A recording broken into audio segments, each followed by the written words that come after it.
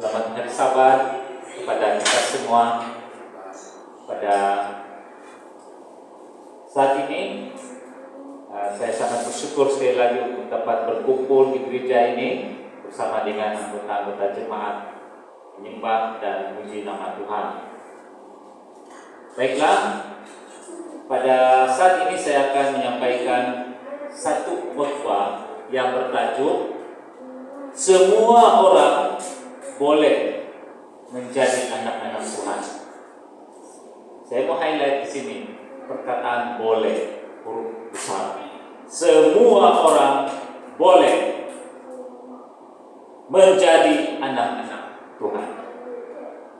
Oke, ayat bacaannya daripada Yohanes 1 ayat 12. Yohanes 1 ayat 12. Tetapi semua orang yang menerimanya diberinya kuasa supaya menjadi anak-anak Allah, yaitu mereka yang percaya dalam namanya. Satu persoalan sebagai pendahuluan untuk kita renungi bersama. Siapakah orang yang benar-benar boleh menjadi anak-anak Tuhan?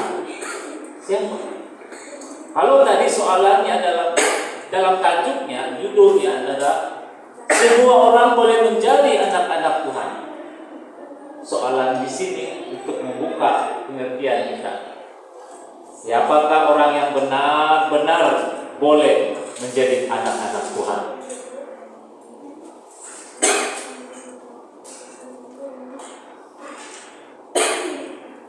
Baik, kita pernah nampak video di mana ayam dia menjaga anak kucing. Biarpun kucing itu bukan anak yang sejenis, tetapi dia tetap menjaga karena dia anggap bahwa anak kucing itu adalah anaknya. Kita juga pernah melihat video di mana jenis hewan yang lain menjaga jenis hewan yang lain jenis, sebab dia menganggap anak itu adalah anaknya, dan dia akan pelihara seolah-olah itu anak yang dia lahirkan, itu anak yang dia punya jenis daripada spesiesnya sendiri. Baik, daripada soalan tadi, mari kita lihat apa Alkitab cakap. Siapakah orang yang benar-benar boleh menjadi anak-anak Tuhan? Mereka yang menjadi anak-anak Tuhan itu adalah semua orang yang percaya kepada Yesus. Itu yang pertama. Yohanes 3 ayat 16. Di sana menyatakan bahwa semua orang yang percaya kepada Yesus. Saya ingin membaca ayat supaya setiap orang yang percaya kepadanya beroleh hidup yang kekal. Karena begitu besar kasih Allah akan dunia ini, sehingga Ia mengaruniakan anaknya yang tunggal, supaya setiap orang yang percaya kepadanya tidak binasa, melainkan beroleh hidup yang kekal. Yang percaya kepada Yesus akan tergolong orang-orang yang menikmati berkat-berkat yang Tuhan sediakan. Itu yang pertama. Mereka yang menjadi anak-anak Tuhan adalah orang yang percaya kepada Yesus. Saya percaya kita di sini percaya pada Yesus. Tapi ada ramai orang yang belum belajar percaya pada Yesus. Bahkan belum mengenal siapa itu Yesus. Bagi kita yang sudah mengenal Yesus dan percaya kepada Yesus, inilah peranan kita menolong mereka untuk mengenal Yesus dan mengetahui tentang Yesus, dan akhirnya mereka percaya pada Yesus. Siapakah lagi orang yang boleh menjadi anak-anak Tuhan? yaitu semua mereka yang menerima Yesus. Tadi percaya Yesus, sekarang menerima Yesus. Dari ayat bacaan tadi kita sudah lihat, tetapi semua orang yang menerimanya diberinya kuasa menjadi anak-anak Allah, yaitu mereka yang percaya dalam namanya. Bukan hanya percaya, tetapi juga menerima Yesus dalam hidup dia. Dan salah satu doa kita yang kita boleh katakan di sini ialah, Tuhan Yesus, saya mau menerima-Mu sebagai Tuhan dan Juru Selamat dalam hidup saya. Itu sudah jadi satu kuasa. Caranya untuk orang, kita membantu orang yang diganggu oleh kuasa setan. Satu cara yang paling pasti ialah mengajar mereka menerima Yesus dalam hidup mereka. Amat sukar untuk menolong orang yang susah menerima Yesus, yang belum kenal Yesus maupun menerima Yesus dalam hidup mereka. Penyembuhan untuk membebaskan mereka dari gangguan setan itu sangat sukar. Tetapi bagi mereka yang sudah ada asas percaya menerima Yesus dalam hidup mereka, mereka memiliki satu kuasa yang dapat mengalahkan setan. Tetapi yang di sini saya mau katakan di sini, semua orang yang menerima Yesus diberi kuasa, diberi privilege, diberi authority menjadi anak-anak Tuhan. Luar biasa. Hanya dengan menerima Yesus, hanya dengan percaya Yesus, orang itu akan menjadi anak-anak Tuhan. Tapi itu belum cukup lagi. Belum cukup percaya saja. Belum cukup terima saja. Bagaimana mau maintain kepercayaan itu? Bagaimana mau maintain penerimaan itu? Yang ketiga, ya, siapakah yang menjadi anak-anak Tuhan? Semua mereka yang mengasihi Yesus dan yang menuruti semua hukumnya. Inilah orang yang akan tetap maintain menjadi anak-anak Tuhan. Dalam Yohanes 14 ayat 15, Yesus mengatakan, "Jikalau kamu mengasihi aku, kamu akan menuruti segala perintah." Rahasianya untuk seseorang itu untuk memelihara 10 hukum, memelihara semua perintah Yesus, termasuk hari Sabat, hukum Sabat, adalah karena kita mengasihi Yesus. Apabila kita tidak memiliki kasih kepada Yesus, tidak memiliki kasih Tuhan dalam hati kita, hukum-hukum Tuhan itu akan terasa sangat berat. Hukum hari Sabat itu menjadi satu beban bagi kita. Tapi apabila kita mengasihi Yesus, memiliki kasih Yesus dalam hidup kita, kita akan menuruti semua hukum-hukum Tuhan dalam hidup kita. Luar biasa. Jadi di sini saya berikan 3. Siapakah yang akan menjadi anak-anak Tuhan? Pertama, mereka yang percaya kepada Yesus. Kedua, mereka yang menerima Yesus. Ketiga, siapa? Mereka yang mengasihi Yesus dan menuruti semua perintah-perintah Yesus. Adakah itu susah? Adakah sukar untuk menjadi anak-anak Tuhan? Kita hanya katakan bah sahaja kepada Tuhan Yesus, maka Dia akan mula bekerja melalui Roh Kudus-Nya dalam hidup kita, menjadikan kita anak-anak Tuhan. Apabila kita menjadi anak-anak Tuhan, Tuhan tidak pernah menyembunyikan apakah kebaikan menjadi anak-anak Tuhan. Soalan saya yang kedua daripada pelajaran ini adalah, apakah kebaikan-kebaikan yang Tuhan sediakan kepada mereka yang menjadi anak-anak Tuhan? Kebaikan yang Tuhan sediakan, Tuhan yang sediakan. Setiap orang yang mengikut Tuhan, yang percaya Tuhan, yang beriman kepada Tuhan, yang menerima Tuhan. Sebenarnya Tuhan sendiri yang sediakan segala faedah untuk anak-anaknya. Di dalam Yohanes 15 ayat 7, Yohanes 15 ayat 7, Tuhan memberikan mereka ini keistimewaan untuk meminta. Apakah keistimewaan anak-anak Tuhan? Mereka diberi keistimewaan untuk meminta. You need in my command, kata Yesus.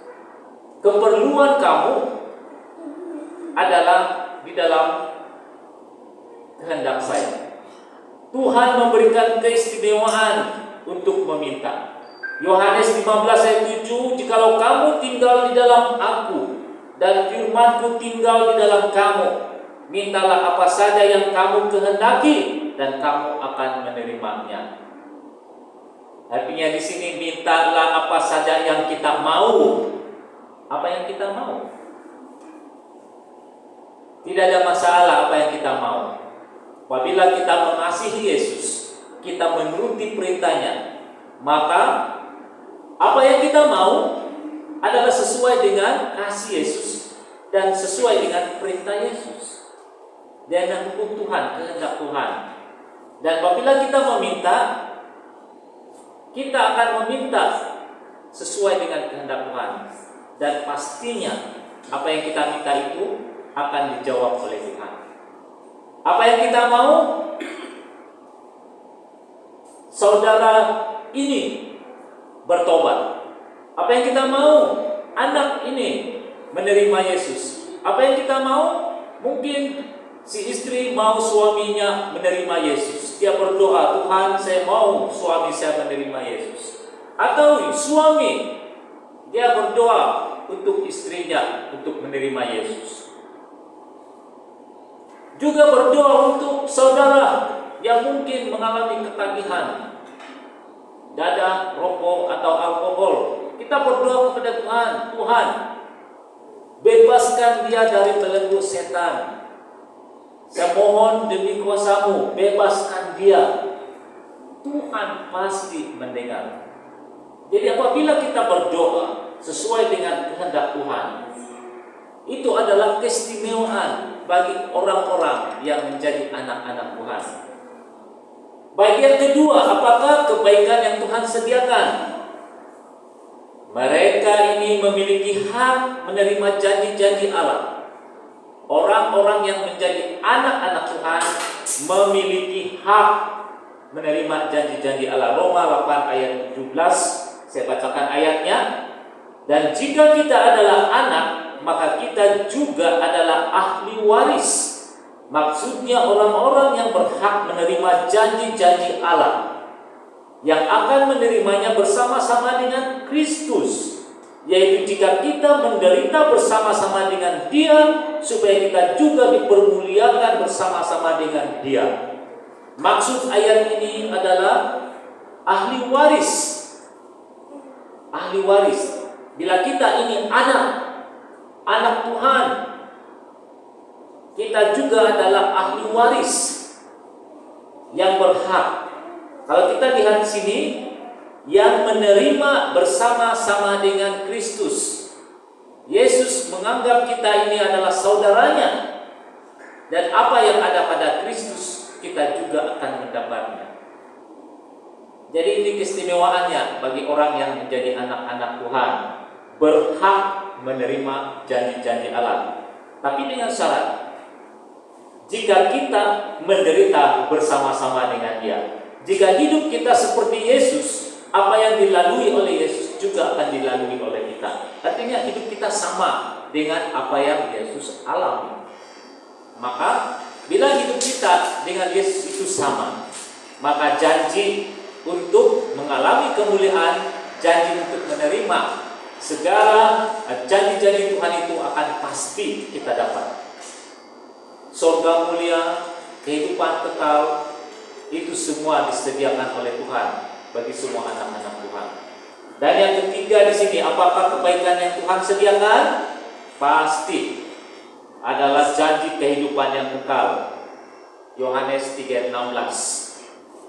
Karena begitu besar kasih Allah akan dunia ini sehingga ia telah mengaruniakan anaknya yang tunggal, supaya setiap orang yang percaya kepadanya tidak binasa, melainkan beroleh hidup yang kekal. Kita tidak akan lagi mati, tetapi kita akan hidup kekal selamanya. Dan kita akan dapat itu pada waktu Yesus datang. Kesimpulannya, semua orang boleh menjadi anak-anak Tuhan. Saya, kamu, kita semua boleh menjadi anak-anak Tuhan. Tetapi itu hanya terjadi melalui anak domba Allah, Yesus Kristus. Hanya itu ada di dalam Yesus. Sebab itu setiap orang perlu diperkenalkan Yesus. Yesus harus ditinggikan. Yesus mengatakan, apabila saya ditinggikan dari bumi, saya akan menarik ramai jiwa kepada saya. Kuasa Yesus itu ada. Jadi bagi kita, bagi orang yang sudah mengenal Yesus, mari kita tinggikan Yesus dalam tabiat kita, sehingga ramai orang akan menerima Yesus dan mereka juga akan menjadi anak-anak Allah juga. Kisah firman Tuhan mengatakan dalam Kisah 4 ayat 12, dan keselamatan tidak ada di dalam siapapun juga selain di dalam Dia, sebab di bawah kolong langit ini tidak ada nama lain yang diberikan kepada manusia yang olehnya kita dapat diselamatkan. Jadi ayat ini jelas, tidak ada nama lain di bumi ini di mana orang boleh diselamatkan. Siapa boleh menjadi anak-anak Tuhan? Semua orang boleh. Saya, kita semua boleh. Tapi hanya melalui Yesus. Kita percaya Yesus, kita menerima Yesus, kita mengasihi Yesus, dan kita menuruti segala perintah-perintah Yesus dalam hidup kita. Jadi untuk panggilan bagi kita semua, Tuhan mau menjadikan kita anak-anak Tuhan. Tuhan mau kita menjadi anak-anak Tuhan. Maka mari kita pada hari ini memilih untuk menjadi anak-anak Tuhan. Dan terus memilih menjadi anak-anak Tuhan hingga kedatangan Tuhan yang kedua kali. Semua kita boleh menjadi anak-anak Tuhan. Tuhan memberkati kita semua. Amin.